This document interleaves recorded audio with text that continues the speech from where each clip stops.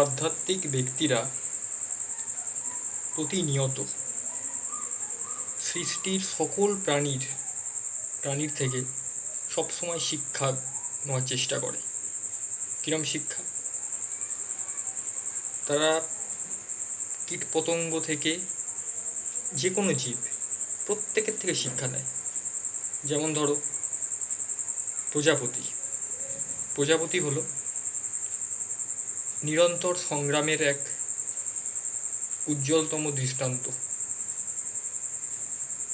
কখনো তারা আশা ছাড়ে না, আশার হাল ছাড়ে না।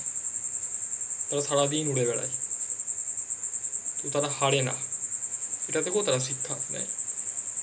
সৃষ্টির প্রত্যেকটা প্রাণীর থেকে আধ্যাত্মিক পথের মানুষেরা প্রতিনিয়ত শিক্ষা নেয়। এই আজকের মূল্যবান একটি তথ্য তুলে ধরলাম।